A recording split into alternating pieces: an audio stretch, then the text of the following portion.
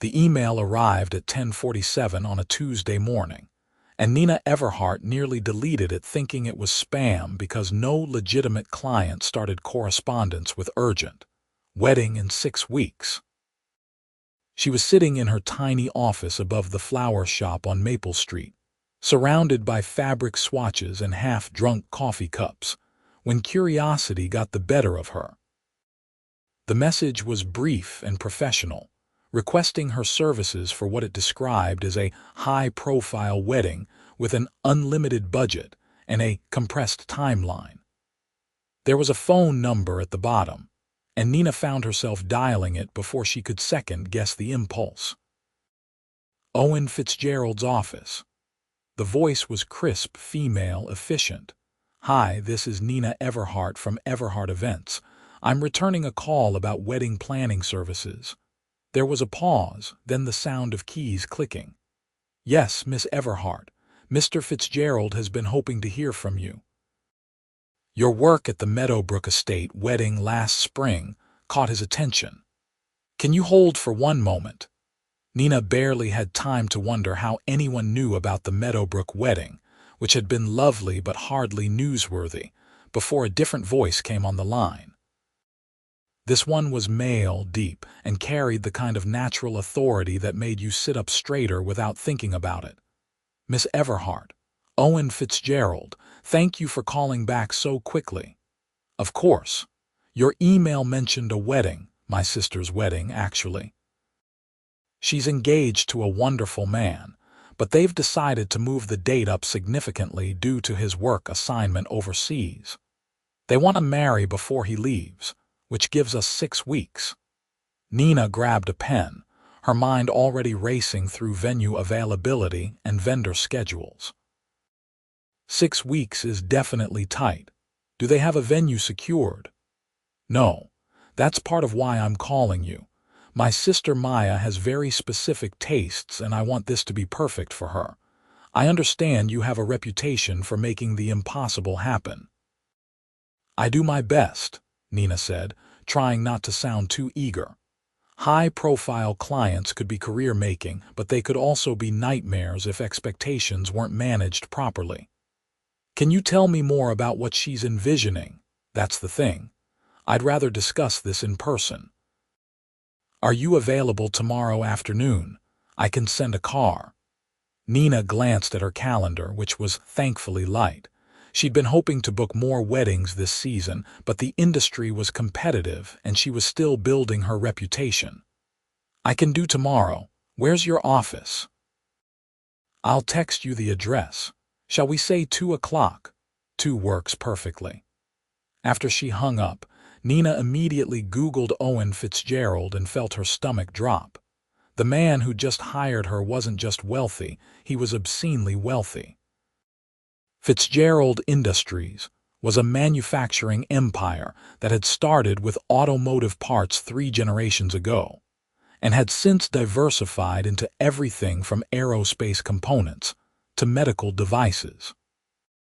Owen had taken over as CEO 5 years ago at 28, making him one of the youngest billionaires in the country. The photos showed a man with dark hair, strong features, and the kind of sharp suit that probably cost more than her rent. She spent the rest of the day and most of the night preparing, pulling together her portfolio and researching everything she could about the Fitzgerald family. Maya Fitzgerald was 24, worked in art conservation, and kept a relatively low profile despite her family's wealth. Her fiancé, Nina discovered, was David Chen, a humanitarian architect who designed sustainable housing in developing countries. They actually seemed like good people, which was a relief. The next afternoon, Nina stood in front of a gleaming glass tower in the financial district, checking her reflection in the lobby windows. She'd chosen a navy dress and blazer, professional but not stuffy, with her dark blonde hair pulled into a neat bun. The receptionist directed her to the 42nd floor, where another assistant, a different woman from the one she'd spoken to on the phone, led her down a hallway lined with abstract art. Owen Fitzgerald's office was corner positioned with floor-to-ceiling windows that overlooked the city. The man himself stood when she entered, and Nina realized the photos hadn't quite captured the reality of him.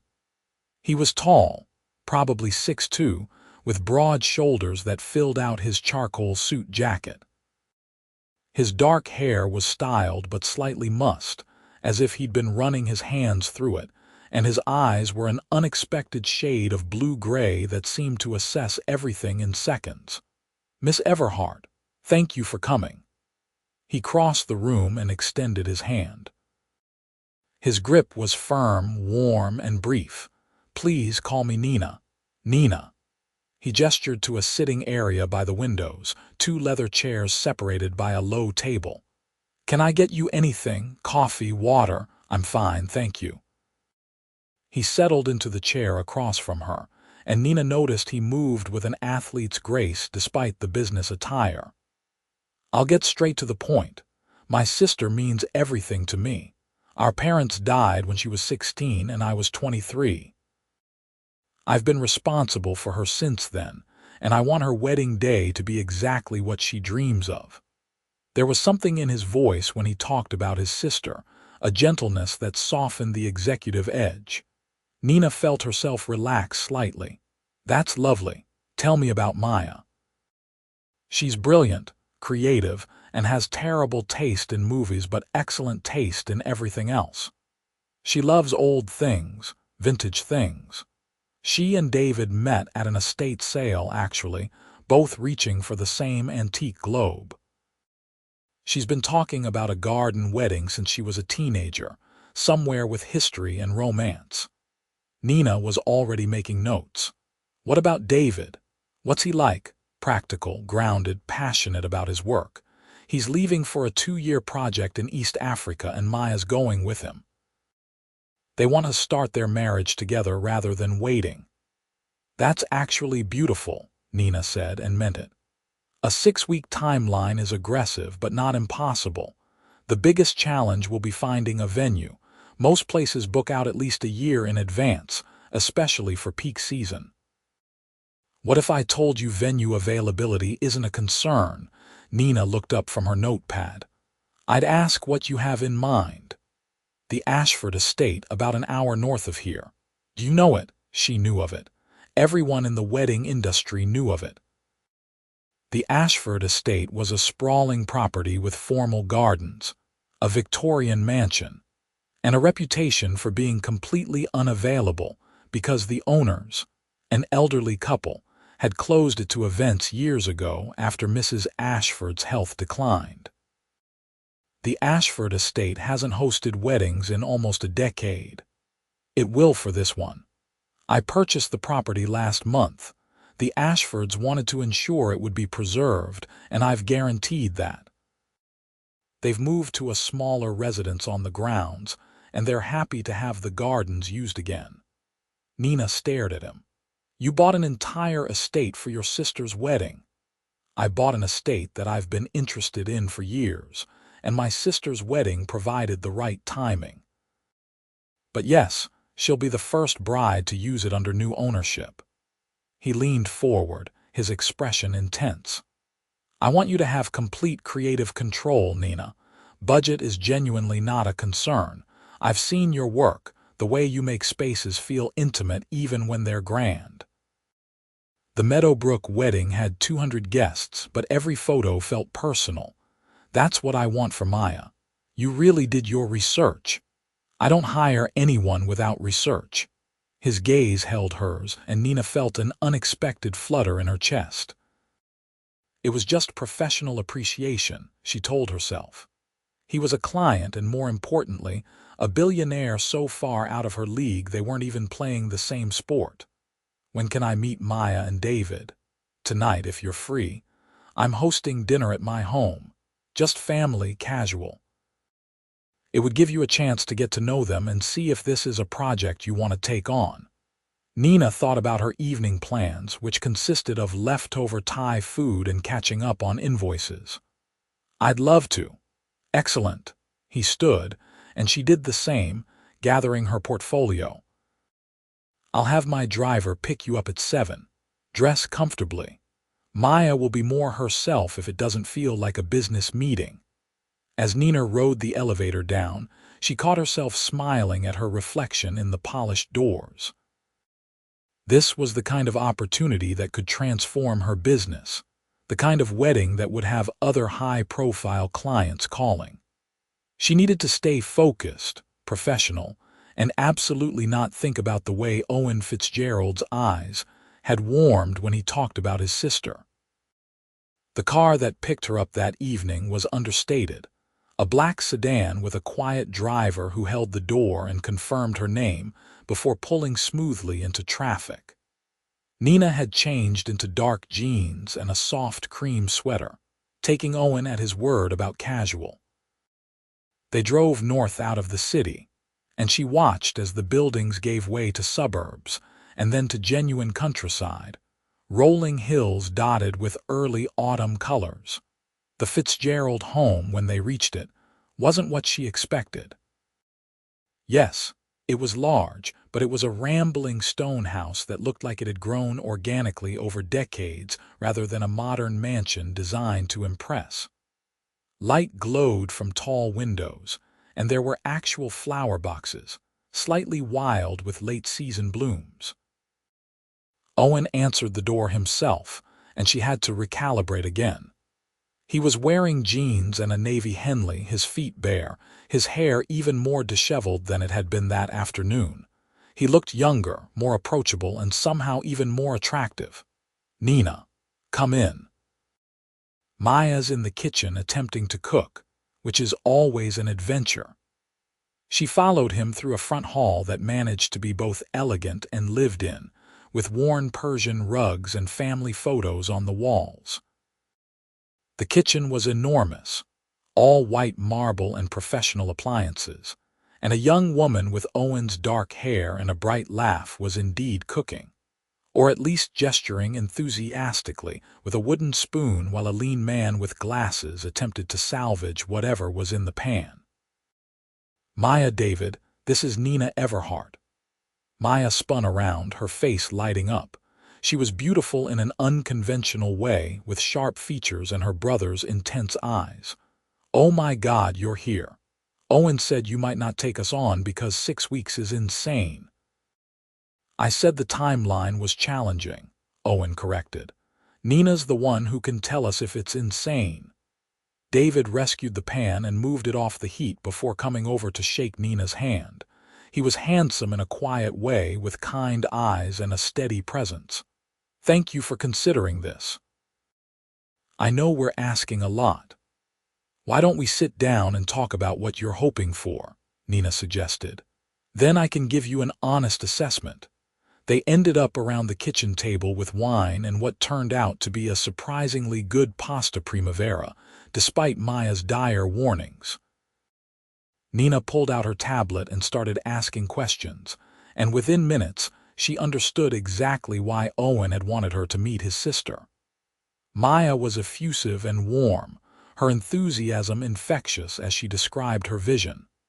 "I don't want anything too formal or stuffy," Maya said, leaning forward.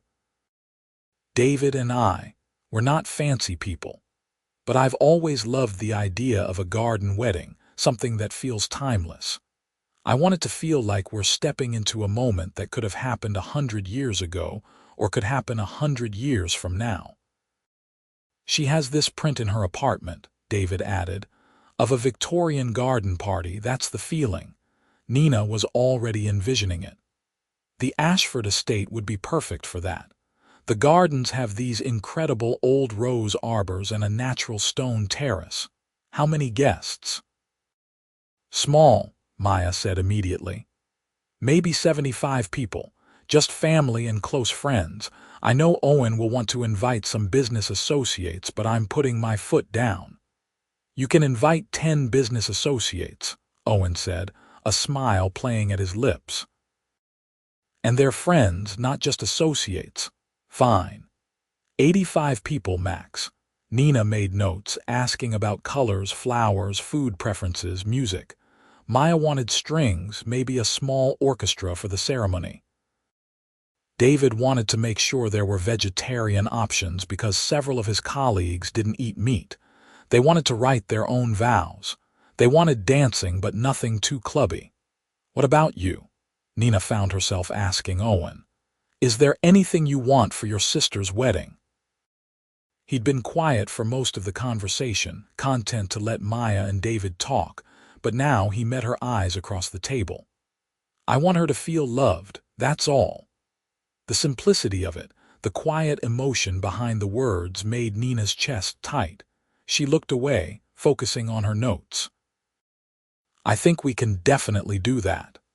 They spent another hour going through details, and Nina found herself genuinely liking these people. Maya was funny and self-deprecating. David was thoughtful and clearly adored his fiancée. And Owen was attentive in a way that suggested he was always taking care of the people around him. He refilled wine glasses without being asked. He steered the conversation when Maya started to spiral into worry, and he asked Nina intelligent questions about the logistics that showed he understood event planning better than most clients. "So you'll do it?" Maya asked as Nina was gathering her things. "Please say you'll do it. Owen's been stressed about finding the right person, and the minute he met you this afternoon he texted me that you were perfect." Nina glanced at Owen, who had the grace to look slightly embarrassed. "I said you were perfect for the job." "I'll do it," Nina said, smiling at Maya. 6 weeks is going to be intense, but I think we can create something really special." Maya actually hugged her, which was unexpected but nice. David shook her hand again with genuine warmth. Owen walked her to the door while his driver brought the car around. "Thank you," he said quietly. "Not just for taking this on, but for understanding what it means." Maya's had a rough few years, and this wedding, getting to start this adventure with David, it's the first time I've seen her completely happy in a long time. "I'll make it perfect," Nina promised, "or as close to perfect as 6 weeks allows. I have faith in you." He held her gaze for a moment longer than necessary, and Nina felt that flutter again, stronger this time. Then the car pulled up, and the moment broke.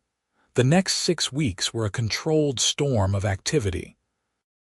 Nina threw herself into the wedding with the kind of focus that made her assistant, a sweet college student named Becca, ask if she was sleeping.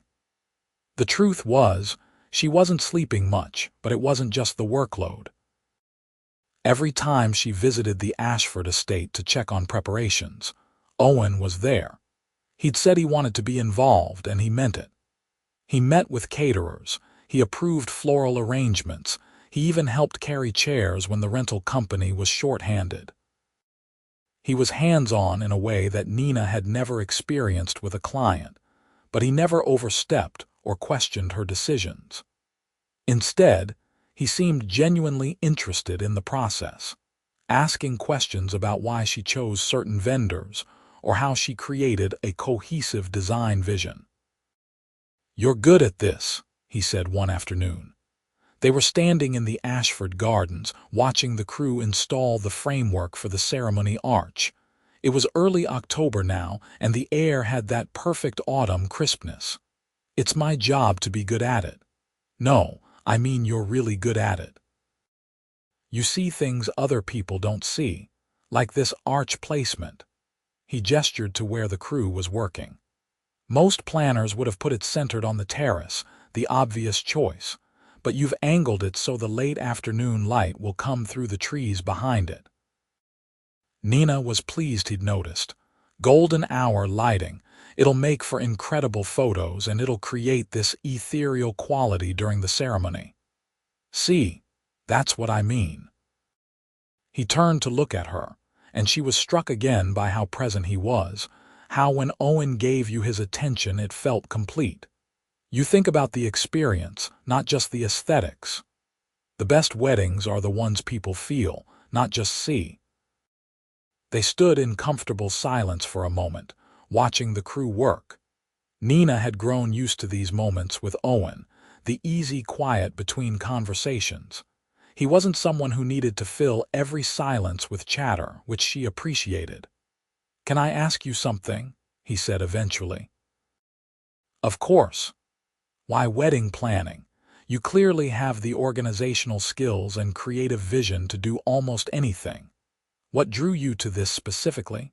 Nina considered the question. Most people didn't ask about her motivations.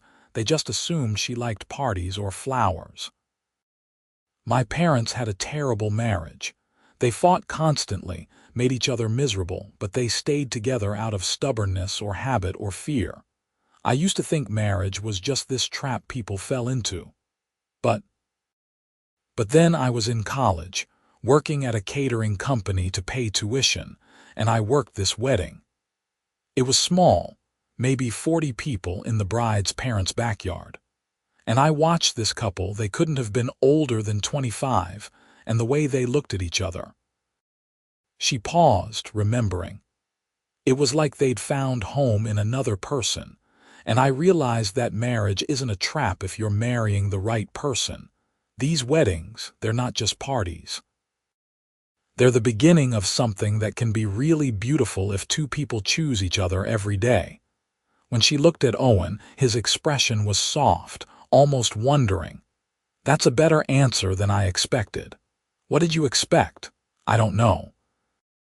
Something about loving romance or dreaming of your own wedding day."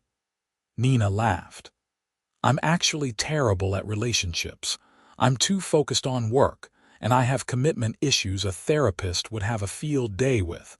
But I'm excellent at making other people's love stories beautiful." "Somehow I doubt you're terrible at anything you decide to do." The way he said it, quiet and matter-of-fact, made her pulse quicken. She needed to change the subject before she did something stupid like blush. "How's Maya holding up?" Last time we talked, she was starting to panic about the dress fitting. Owen's expression shifted back to brotherly concern. "She's nervous about getting alterations done in time. The dress is vintage, which means it needs more careful handling. I have a seamstress I trust completely. Let me give Maya her number." "You're always solving problems before they become crises." "That's the job," Nina said again, but she smiled. As the weeks progressed, Nina found herself looking forward to the times when Owen would show up at the venue or call with questions about some detail. He'd started bringing coffee when he knew she'd be working late, always somehow remembering that she took it with cream and 1 sugar. They'd fallen into a pattern of ending planning sessions by walking the grounds, discussing progress and next steps, their conversations drifting from wedding details to other topics. She learned that Owen ran 5 miles every morning, that he'd wanted to be an architect before family responsibility had pulled him into the business, that he had strong opinions about coffee preparation, and almost no opinion about music. He was wickedly funny in a dry way that caught her off guard, and he had a work ethic that matched her own. She'd never met someone who understood the satisfaction of a job done right the way Owen seemed to. He learned that she'd put herself through college, that she was an only child who'd learned self-reliance early, that she stress-baked, and her apartment was probably full of cookies right now. He discovered she could quote obscure poetry and knew nothing about sports, that she was terrified of birds but loved thunderstorms. "Birds?" he'd asked, laughing. "How are you afraid of birds? They're unpredictable and they have those terrible little claws." "They're 3 ounces of feathers, Nina. 3 ounces of potential violence." It was easy between them, easier than Nina had experienced with almost anyone. And that ease was dangerous, because she was increasingly aware that she was developing feelings for Owen Fitzgerald that went well beyond professional respect. It hit her fully one evening 3 weeks before the wedding. They were doing a final walkthrough of the estate as the sun set, checking sight lines and timing. Owen had shed his suit jacket and tie hours ago, his sleeves rolled up as he'd helped her move planters into position. They just finished, and they stood on the terrace looking out over the gardens, both slightly out of breath. "It's going to be beautiful," Owen said. "Maya's going to cry the second she sees it. Happy tears, though. The best kind." He turned to look at her, and something in his expression made her breath catch. "I'm glad I found you, Nina. This wedding, spending time here working on it, it's been good. I didn't expect that." "What did you expect?" "Honestly, I expected it to be another task, another responsibility. Making sure Maya had what she needed, but it's been more than that." Nina knew she should step back, should make some light comment to diffuse the moment. Instead, she heard herself say, "For me too." They were standing close enough that she could see the exact moment his gaze dropped to her mouth. Her heart was pounding so hard she was certain he could hear it. Then his phone rang, shattering the moment like glass. He pulled it out with clear reluctance, glanced at the screen, and sighed. "I have to take this conference call with Tokyo. Of course, I should get going anyway." He walked her to her car, and the air between them felt charged with something unspoken. As she drove home, Nina gave herself a stern internal lecture. Owen was a client. More than that, he was a billionaire who probably had a dozen gorgeous, accomplished women interested in him. This project would end in 3 weeks, and she'd go back to her regular life. Getting emotionally invested was professional suicide and personal stupidity rolled into one. But knowing that, and feeling that were proving to be very different things, 2 weeks before the wedding, disaster struck. The string quartet Maya had her heart set on canceled due to a family emergency. The florist supplier had a crop failure that affected the specific heirloom roses Nina had ordered. The rental company discovered the vintage china they'd reserved had been damaged in storage. Any one of these problems would have been manageable. All 3 at once, with 2 weeks to go, was a nightmare. Nina was in her office having what might have been a small breakdown when Owen called. She considered not answering, but that was cowardly. "Hey," she said, hoping she sounded more composed than she felt. "What's wrong?" "Nothing. Everything's fine, Nina. I can hear it in your voice. What happened?" So she told him, the words tumbling out in a rush. When she finished, there was a pause. "Okay," Owen said calmly. "The quartet. Maya has a friend from Juilliard who plays violin. Let me call in a favor and see if we can pull together a replacement group. The roses, we'll find a different variety that has the same feeling. You're the designer, you can make it work. And the china, I know someone who collects vintage pieces. We'll sort it out. Owen, you can't just fix everything. Watch me. Send me the details on what you need and I'll make some calls. We're not letting Maya down, and we're not letting you drown in problems that have solutions. Why are you being so nice to me?" Another pause, longer this time. "Do you really not know?" Her heart did something complicated in her chest. "Owen, send me the details, Nina. We'll talk later." He hung up before she could respond, and she sat staring at her phone. What was happening here? What were they doing? Over the next 48 hours, Owen made good on every promise. The quartet was replaced by an even better ensemble thanks to Maya's friends' connections. The rose situation was solved when Owen's mysterious collector friend turned out to own a private greenhouse and offered to provide flowers personally. The china was replaced with pieces from an estate sale that were actually more perfect for the vision than the originals had been. Through it all, Owen kept Nina updated with texts and calls, his calm confidence exactly what she needed. When she tried to thank him, he brushed it off. "You're making my sister's wedding perfect. I'm just removing obstacles." But it felt like more than that. It felt like partnership. The week of the wedding arrived with a forecast of perfect weather and a to-do list that made Nina's assistant quit and come back within the same day. Every detail needed to be confirmed, every vendor coordinated, every timeline perfected. Nina was running on caffeine and determination, sleeping maybe 4 hours a night. She was at the estate on Wednesday, checking the tent installation when Owen showed up with lunch. "You need to eat," he said, unpacking sandwiches and fruit on one of the tables. "I ate breakfast." "At 5 in the morning, according to the timestamp on your email. It's 2 o'clock. Sit down."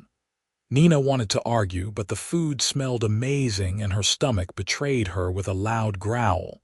She sat. Owen settled across from her, and she noticed he looked tired too, shadows under his eyes that hadn't been there last week. "Are you sleeping?" she asked. "Pot meat kettle, I'm serious. You look exhausted. Big acquisition closing this week on top of wedding prep. It's fine." "Owen, you can't do everything." He smiled, but it was strained. "Sure I can. I've been doing everything since I was 23. The admission was quiet, almost vulnerable. Nina set down her sandwich. "That's not sustainable, you know that, right? What choice do I have? Maya's my responsibility. The company employs 14,000 people. I don't get to not show up." "I'm not saying don't show up. I'm saying let other people help carry the weight, like you do." His tone was gentle, but it hit home. That's different. How? Nina didn't have a good answer. They ate in silence for a moment, and she realized this was the most honest conversation they'd had. Everything before had been easy, surface level despite the personal details. This felt different, deeper. "After my parents died," Owen said eventually, "Maya fell apart. She was 16. Her whole world had just shattered, and I was barely keeping myself together while trying to take over a company I wasn't ready to run. I made a promise to myself that I'd never let her feel that kind of uncertainty again. That I'd make sure she always had stability, security, everything she needed. You've done that, more than that. But Owen, you're allowed to have a life too. I have a life. Do you? Or do you have responsibilities that you've wrapped around yourself so tightly there's no room for anything else?" He looked at her for a long moment, and she couldn't quite read his expression. "Is that what you think I'm doing? I think you're one of the most capable, intelligent, driven people I've ever met. I also think you're so busy taking care of everyone else that you don't take care of yourself. And you're different." "I never said I was." She smiled slightly. "Apparently we're both disasters at self-care. Maybe we should work on that. Maybe we should." The air between them shifted again, that charge returning. Owen reached across the table, his fingers brushing hers. "Nina, I need to tell you something." Her phone rang. She almost didn't answer it, but it was the caterer, and the wedding was in 3 days, and she didn't have the luxury of ignoring calls. She gave Owen an apologetic look and took it. By the time she'd handled the crisis, another minor issue with menu quantities, Owen was packing up the lunch remains. The moment had passed, but something had changed. They both felt it. The day before the wedding was controlled chaos. The ceremony was scheduled for 4 o'clock Saturday afternoon, which meant Friday was all about final setup and last-minute checks. Nina was everywhere at once, confirming florals and adjusting chair placement and checking sound equipment. The estate was transformed, the gardens looking like something out of a dream with fairy lights strung through trees and flowers everywhere. Maya and David showed up around noon for the rehearsal, bringing the wedding party and immediate family. Nina watched Owen with his sister, the way he was simultaneously excited for her and clearly struggling with the reality that she was getting married and leaving.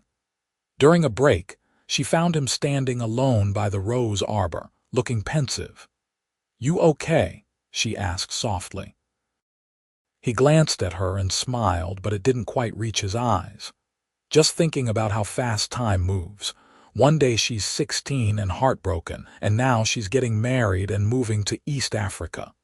She's not gone yet, and even when she leaves, you two will still be close." "I know." It's just she's been my purpose for so long, making sure she's okay, that she has what she needs. I don't know what I'll do when she doesn't need me anymore." Nina's heart ached for him. "She'll always need you, just in different ways. That's what growing up is. When did you get so wise?" "I'm an excellent faker." That got a real smile from him.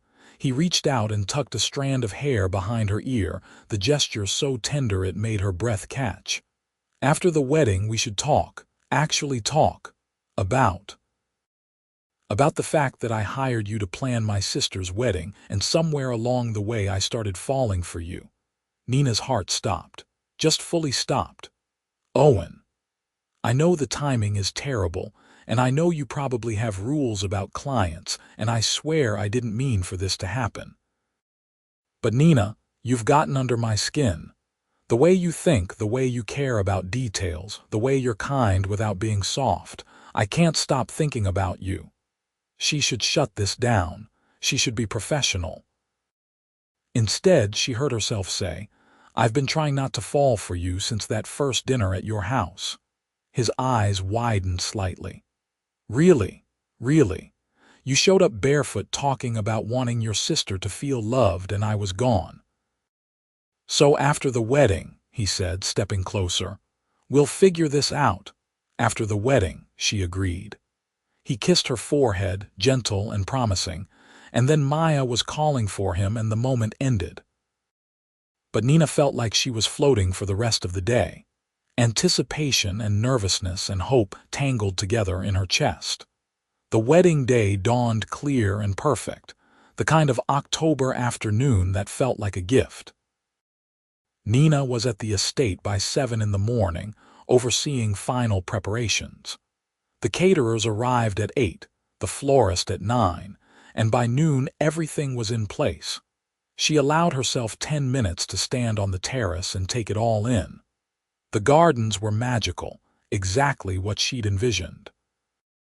White chairs lined the aisle, with arrangements of garden roses and autumn foliage marking each row. The arbor was covered in climbing flowers and greenery. The reception tent had been transformed with market lights, and long tables set with vintage china and hurricane lanterns. It was perfect. Everything was absolutely perfect. Guests started arriving at 3:30, and Nina shifted into coordination mode. She changed into a simple black dress that let her move easily while still looking polished. She carried a headset and a tablet, tracking everything in real time.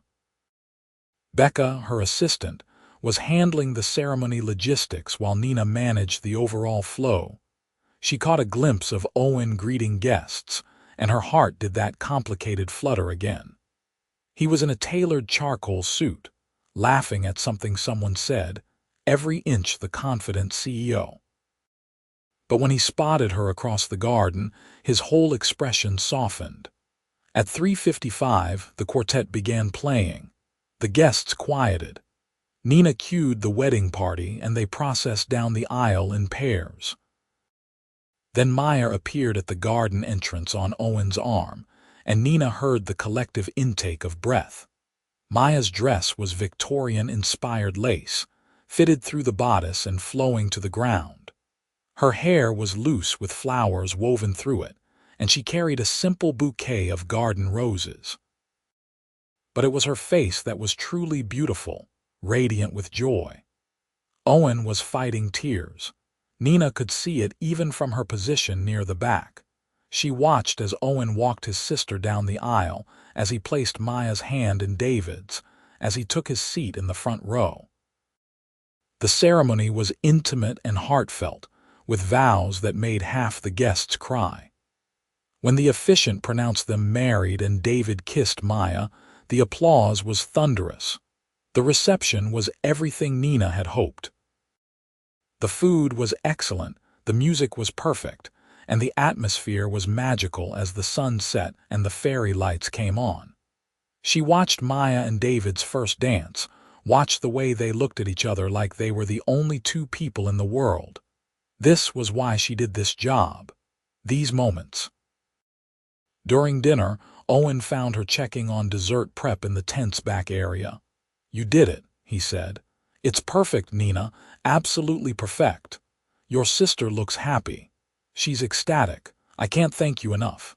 You can thank me by actually enjoying the party instead of worrying." He laughed.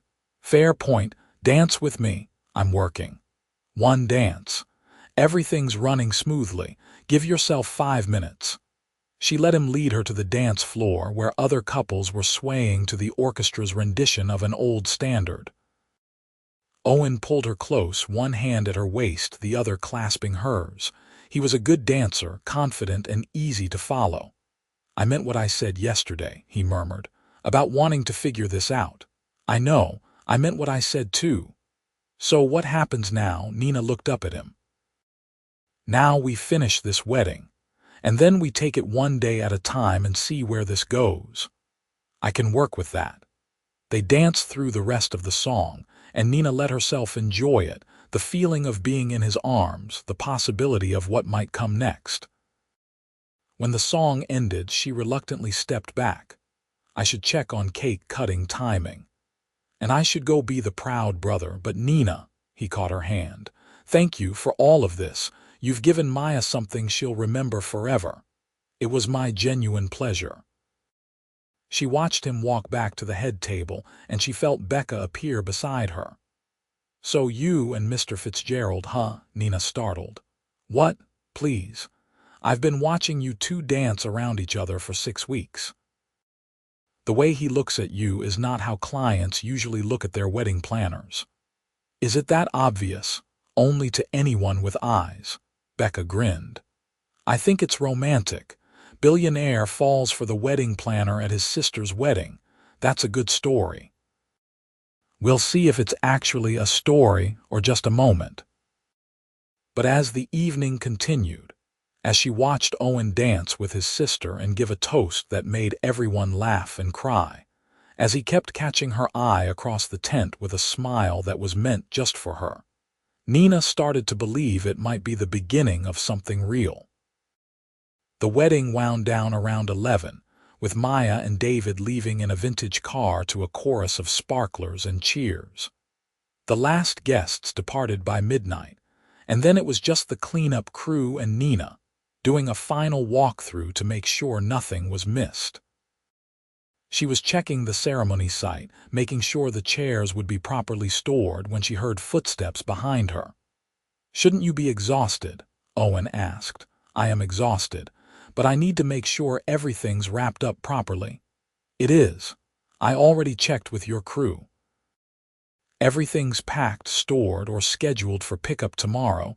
Your job here is done." Nina turned to face him. They were alone in the gardens now, the fairy lights still on, creating a bubble of soft illumination. "I guess it is. So now what?" "Now I go home, sleep for approximately 12 hours, and then start planning my next wedding." "When do I get to see you again?" The directness of the question made her smile. "When do you want to see me? Tomorrow? Tonight? Every day?" He stepped closer. "I wasn't kidding, Nina. I've fallen for you. These past 6 weeks, working with you, getting to know you, it's been the best part of my days. I don't want that to end just because the wedding's over." "What are you saying, Owen?" "I'm saying I want to take you to dinner. I want to hear about your day and tell you about mine. I want to see if this thing between us is as real as it feels." He reached up, cupping her face gently. "I'm saying I want to date you if you'll let me." Nina's heart was racing. "You're a billionaire CEO. I'm a wedding planner who lives in a studio apartment and drives a 10-year-old car. And that's a huge gap. Only if we let it be." His thumb brushed her cheekbone. "I don't care about any of that, Nina. I care that you make me laugh. I care that you see the world in this beautiful, detailed way. I care that when I'm with you, I feel like I can breathe for the first time in years." "This is crazy," she whispered. "Maybe. But it's also the sanest thing I've felt in a long time." She kissed him. Or maybe he kissed her. Later, she wouldn't be able to say who moved first. But suddenly, His arms were around her, and her hands were in his hair, and they were kissing in the fairy-lit garden like something out of the romantic movies she secretly loved. When they finally broke apart, both breathing hard, Owen rested his forehead against hers. "So is that a yes to dinner?" "That's a yes to seeing where this goes." "I'll take it." He drove her home himself, not wanting her to navigate while exhausted. They talked easily during the drive, the conversation flowing like it always had between them. When they reached her building, he walked her to her door like this was already routine. "Dinner tomorrow?" he asked. "Somewhere quiet where we can actually talk without vendors or timelines." "I'd love that. I'll pick you up at 7. Nina woke up late the next day with a smile on her face and a text from Owen already waiting. "Thinking about you. Hope you slept well." Their first official date was at a small Italian restaurant Owen loved, tucked away in a neighborhood Nina had never explored. They talked for 3 hours, the conversation ranging from serious to silly to somewhere in between. He told her about the pressures of running a company so young, about the weight of all those people depending on him. She told him about building her business from nothing, about the fear that she'd never be successful enough to feel secure. "When my parents died," Owen said over tiramisu they were sharing, "I had to grow up overnight. I was 23, still figuring out my life, and suddenly I was responsible for a teenager and a multi-billion-dollar company. There were days I thought I'd completely fail at both. But you didn't." "No, but I lost a lot along the way. Friends who didn't understand why I couldn't go out anymore, relationships that couldn't handle the pressure, years of my life that were just work and responsibility." He looked at her seriously. "I don't want to do that anymore, Nina. I don't want to let fear of failure keep me from actually living." "What changed?" "You did. Watching you work, seeing how you balance passion and professionalism, how you care about every detail but don't let perfection paralyze you. You reminded me that there's joy in the process, not just the outcome." Nina felt tears prick her eyes. "That might be the nicest thing anyone's ever said to me. It's just the truth." They dated for 3 months before Owen officially asked her to be his girlfriend, which made her laugh because they'd been exclusive since that first kiss in the garden. They spent weekends together, sometimes at his house where he cooked for her with surprising skill, sometimes at her tiny apartment where they ordered takeout and watched movies. They navigated the strangeness of their different worlds, the times when his schedule was impossible and the times when she was drowning in wedding season chaos. It wasn't always easy. There were moments when the gap between their lives felt impossibly wide, like the night she attended a charity gala with him and felt completely out of her depth surrounded by society women in couture. Or the time he casually mentioned buying a vacation property, and she realized he spent more on a whim than she made in a year. But Owen never made her feel less than. He valued her opinions, he respected her work, and he went out of his way to understand her world just as much as he invited her into his. He attended her small weddings with the same attention he gave major business deals. He brought coffee to her tiny office and never suggested she should upgrade or change. "I like your office," he said one day when she'd apologized for the cramped space. "It feels like you, creative and efficient and full of heart." 6 months in, Meyer and David came home for a visit, and the 4 of them had dinner at Owen's house. It was easy and warm, Maya teasing her brother relentlessly about being in love while David asked Nina about her business with genuine interest. "I knew it," Maya said triumphantly when Owen left to get more wine from the kitchen. "At the wedding, I told David you two were going to end up together." "You did not," Nina protested. "I absolutely did. The way he looked at you during the reception, like you'd hung the moon." And you, checking on him between managing everything else. It was adorable. It was professional concern. It was love. Maya grinned. I'm not complaining. You're the best thing that's happened to my brother in years. He smiles now. Owen returned and immediately asked, "What lies is my sister telling about me?" "Only truths," Maya said sweetly. "I was just telling Nina how happy you are now." He met Nina's eyes across the table, his expression soft. "I am happy." Later, after Maya and David had gone to their hotel, Owen pulled Nina onto the couch, wrapping his arms around her from behind. "Thank you for tonight. It means a lot to me that you get along with Maya. She's wonderful. I love her. She loves you too." "She told me earlier that I'd better not screw this up," Nina laughed. "Smart woman." "I'm not going to," Owen said seriously. "Screw this up, I mean. You're too important to me." She turned in his arms so she could see his face. "You're important to me too." "I know this whole thing started kind of unconventionally, but Owen, I'm in this. Completely. Good. Because I'm planning to keep you around for a very long time." They spent that Christmas together, Nina meeting Owen's extended family and feeling overwhelmed by the sheer number of Fitzgeralds and their various branches. But Owen stayed close, his hand finding hers whenever she looked uncertain, introducing her as "my girlfriend Nina" with obvious pride. She spent New Year's Eve at a party thrown by one of Owen's friends, counting down to midnight surrounded by people who'd initially intimidated her, but who she'd grown to genuinely like. When the clock struck 12, Owen kissed her in front of everyone and she heard someone nearby say, "Get a room," but she didn't care. "Happy New Year," Owen murmured against her lips. "Happy New Year. This year's going to be even better than the last." He was right. As winter turned to spring, they fell deeper into their relationship. Owen surprised her with a long weekend in Charleston, claiming she needed a break from wedding season. They explored historic gardens and ate too much good food and talked about everything and nothing. On their last night walking along the waterfront, Owen stopped and pulled her close. "I love you," he said. "I've been wanting to say it for a while, but I wanted to wait for the right moment. And this, here with you, it feels right." Nina felt her eyes fill with tears, happy ones. "I love you too, so much."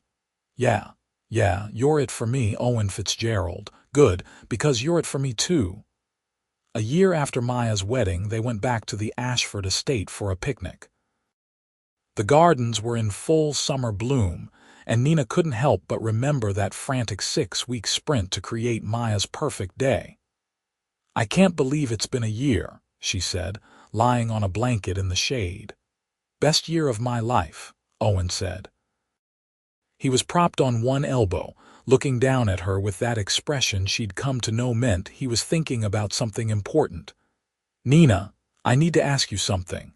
Should I be nervous?" "I hope not."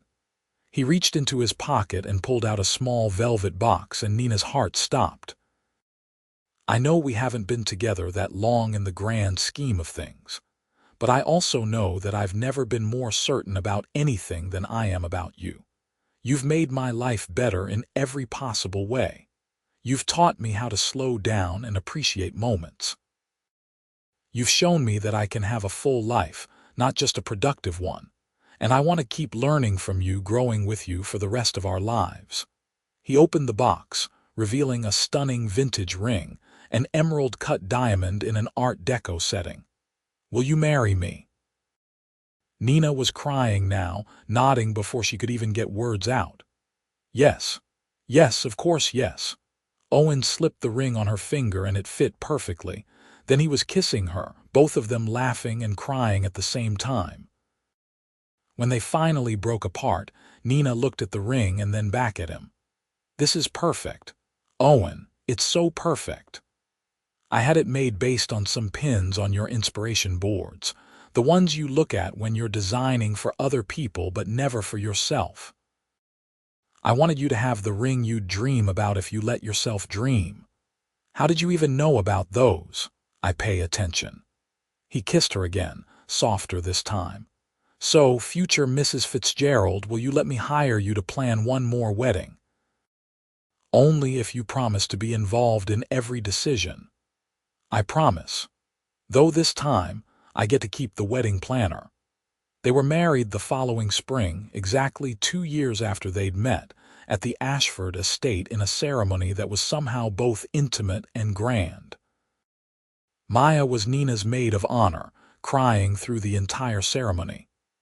David stood beside Owen as best man, steady and smiling. The guest list was small, just 100 people who mattered most, and every detail was exactly what Nina had always secretly wanted when she planned for other people.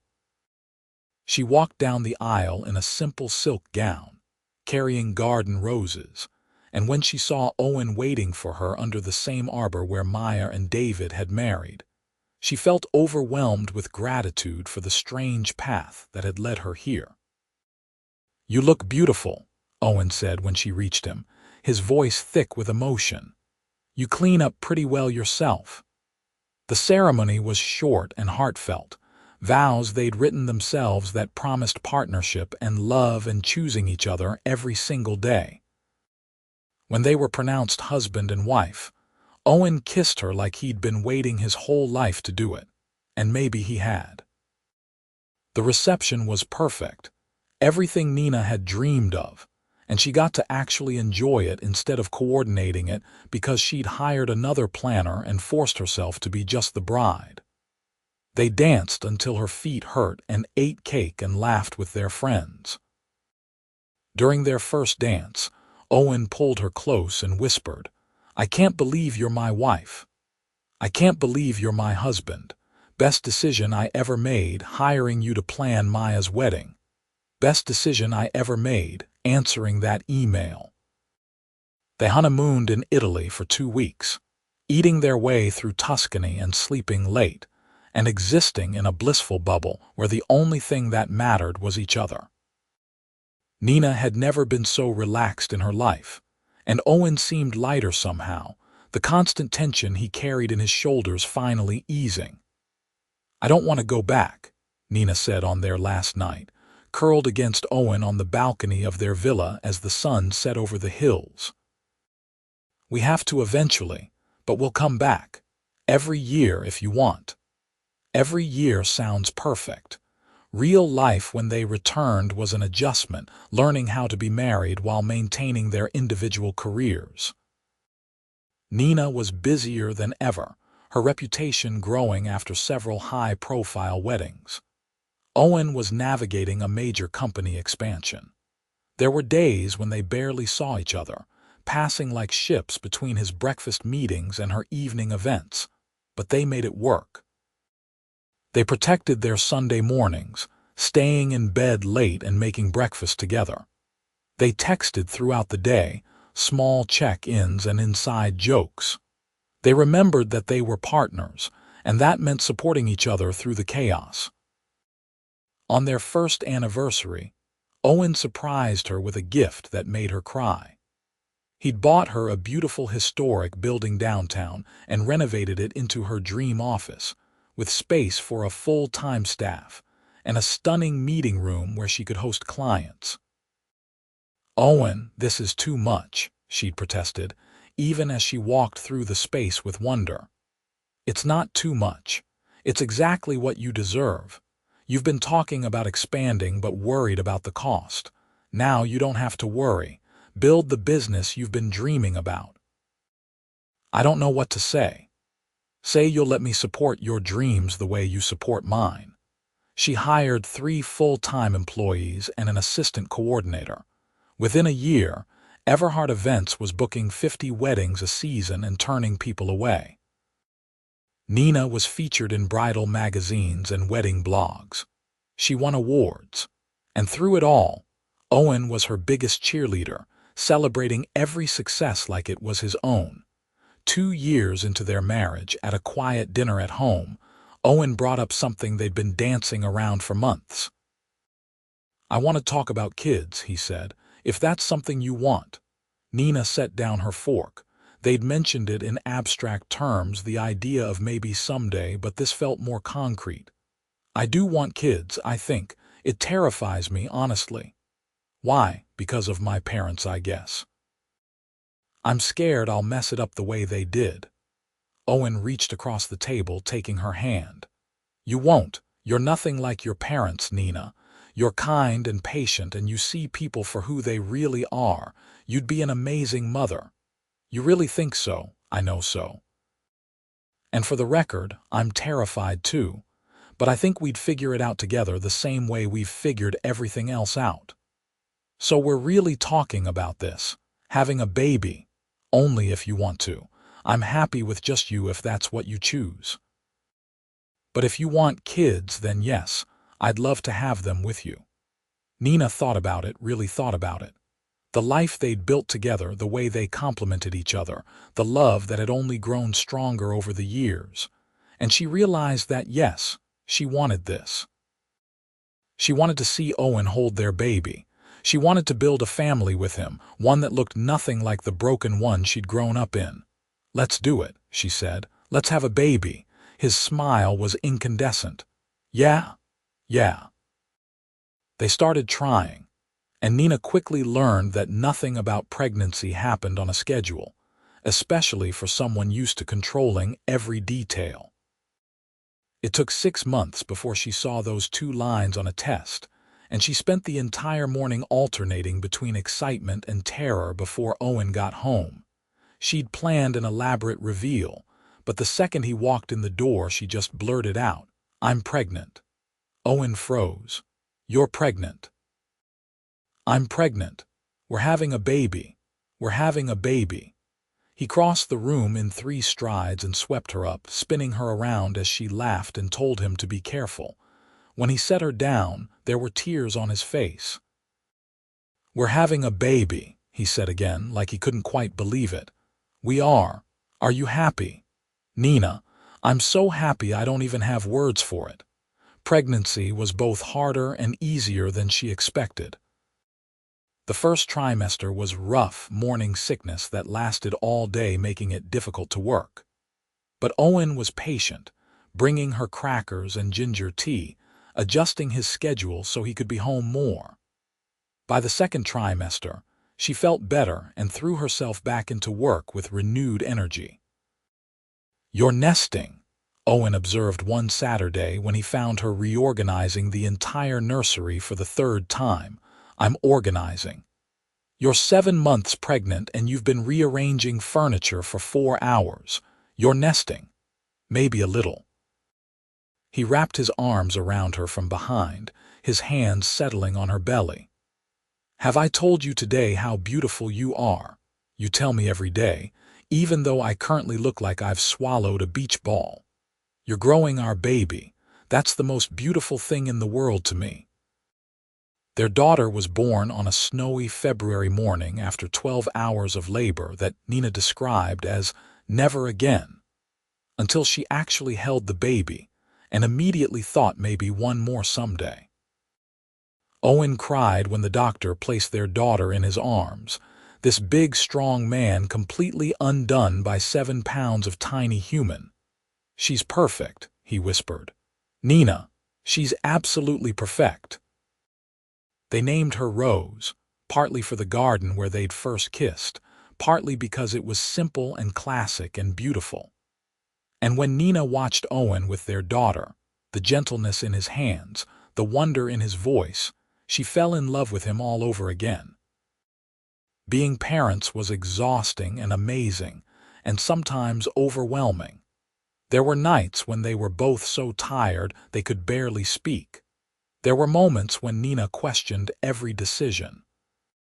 But there were also perfect quiet mornings when Rose would smile, and afternoons when Owen would come home early just to hold his daughter, and evenings when they'd both watch her sleep and marvel that they'd created this tiny person. "I can't believe she's ours," Nina said one night, the baby finally asleep after a rough evening. "Best thing we ever made," Owen agreed. He was lying beside her, both of them too tired to move. "Besides our marriage. That's a close second." Just close second. Look at her, Owen. She's perfect, he smiled, pulling Nina closer. She is, just like her mother. When Rose was 2, Nina found out she was pregnant again, a surprise that made them both laugh and panic in equal measure. Their son was born the following summer, another easy delivery that made Nina revise her never again stance. They named him James, and he had Owen's eyes and Nina's stubborn streak from day one. Life became beautifully chaotic, 2 kids and 2 demanding careers and a constant juggling act. But Owen was an equal partner in all of it, changing diapers and doing midnight feedings and rearranging his schedule for school plays and doctor appointments. He'd meant what he said about wanting a full life, and he was living it. Nina scaled back her wedding planning, taking on fewer events but making each one special. She'd proven herself in the industry, and now she could afford to be selective, to choose projects that excited her rather than taking everything that came her way. It gave her more time with the kids, more time with Owen, more time to actually live the life they'd built. On their 5th anniversary, they went back to the Ashford estate, just the 2 of them while Maya and David watched the kids. It was summer again, the gardens in full bloom, and they walked the paths hand in hand like they'd done so many times before. "You ever regret it?" Owen asked. "Marrying me, I mean. Taking on this complicated life." Nina stopped walking, turning to face him. "Owen Fitzgerald, I have never regretted a single second with you. This life, it's everything I never knew I wanted. You've given me more than I ever dreamed of having." "You've given me everything," he said. "A real life, not just an existence. Love, family, purpose beyond just work." "You saved me, Nina. We saved each other." They stood in the exact spot where he'd proposed, where they'd gotten married, where so much of their story had unfolded. The gardens were peaceful in the late afternoon light, and Nina thought about that frantic email 5 years ago, the one she'd almost deleted. "I'm glad I answered your email," she said. Owen laughed, that warm sound she'd never gotten tired of hearing. "I'm glad I sent it. Best business decision I ever made." "It wasn't really a business decision, though, was it?" "No." He pulled her close, his arms wrapping around her waist. "I think maybe some part of me knew even then that you were going to change my life. I just didn't realize how completely." "I love you," Nina said. "So much."